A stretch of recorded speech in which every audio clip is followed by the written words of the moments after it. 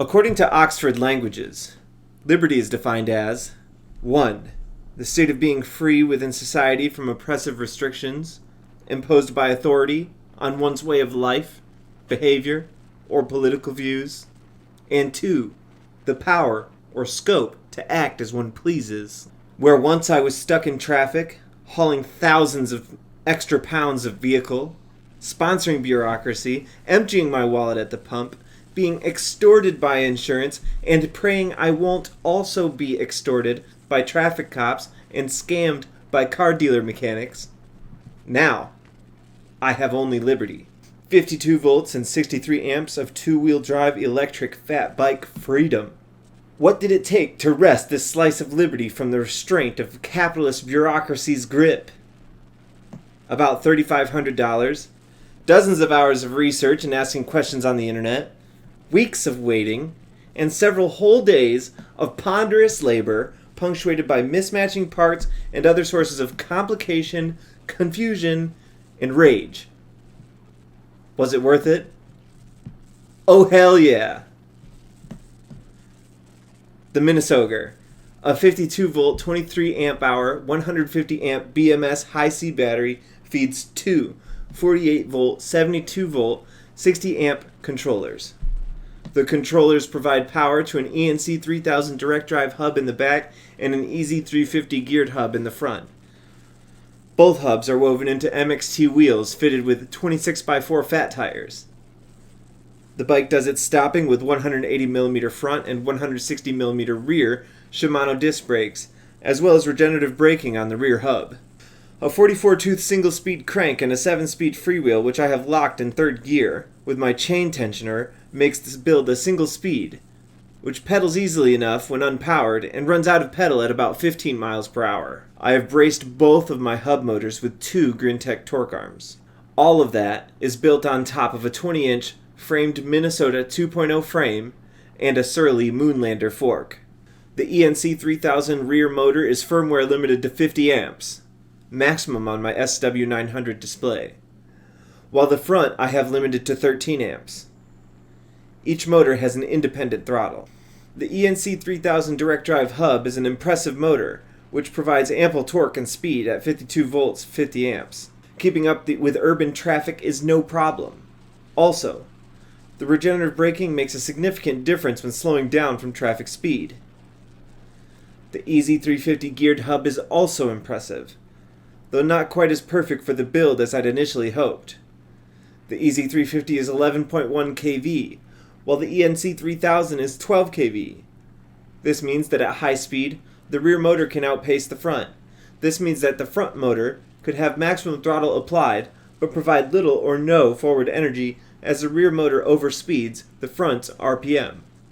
This issue is compounded by the second issue, which is that the EZ350's clutch does not like to engage when spun up to relatively high power levels at speed. This means that if I'm going too fast with too many amps, roughly 19 miles per hour at 20 amps, before engaging the EZ350, then the motor will spin up but the clutch will not engage. However, lowering the motor to 13 amps seems to have fixed the second issue while still providing plenty of torque on the front wheel. At 13 amps, the front still chirps the tire in a full power two-wheel drive launch. Two-wheel drive acceleration is significantly more quick than just using the ENC 3000 in the rear. A 12 kV geared hub which does not have this clutch engagement issue would be superior, but the EZ350 is not a bad fit. It's just less than perfect for best in slot. The independent front and rear throttles allow for maximum control in various riding conditions. Two-wheel drive and front-wheel drive cornering feels weird and spooky. The front wheel always wants to push or slide to the outside when the throttle is applied, even during the slightest of cornering. Being able to use the rear motor for accelerating away from an apex definitely feels the most stable and agile. Once aligned with a straight, the rider can apply the front throttle for that sweet straight-line two-wheel drive acceleration. I think if you want independent throttles, then it is important that the front motor be a geared hub like the EZ350, so that the rear never has to turn the weight of two direct drive hubs during rear-only throttle application. A two-wheel drive bike with a direct drive hub in the front and rear would be more appropriate for a single throttle dedicated to both motors, I think. Aesthetically, the Minnesogre is a bit of a Frankenbike. The bicycle hardware and furniture is nearly all black, with a silver chain and front spokes. The handlebars are wrapped in OD green handlebar tape and covered in control interfaces as well as brake and throttle levers. Electrical wires hang in coils from behind the twin SW900 displays and among the hydraulic brake cables. The two large speed controllers are symmetrically mounted, with zip ties nearly all the way forward on the triangle. Two black and drab bags mounted above and within the triangle cover a mess of wires and store the 52-volt, 150-amp high-C battery. The larger triangle bag, which houses the battery, has been expanded with a large patch so it can fit the battery. Also, the battery is wrapped with 4 sets of zip ties in order to help the Velcro straps support the weight of the battery. Electrical tape and zip ties bind wires all over the bike.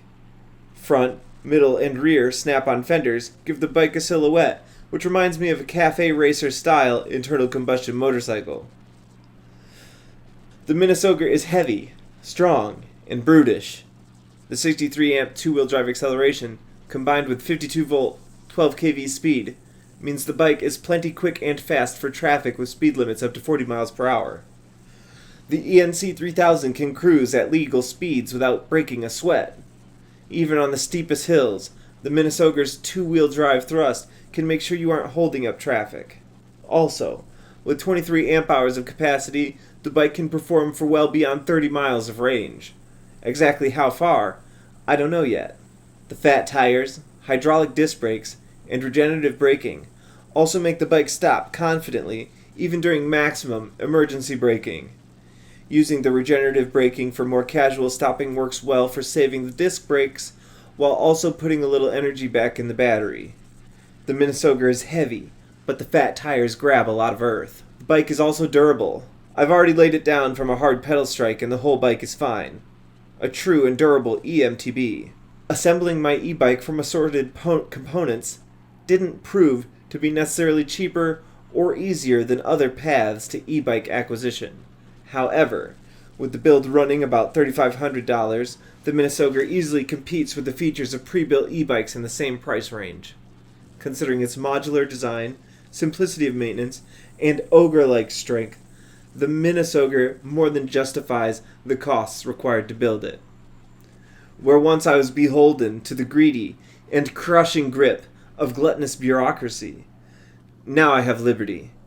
Where once I was burdened with an automobile and its needs and rules, now I have liberty. Where once authority was imposed upon me, now I have the power and scope to act as I please.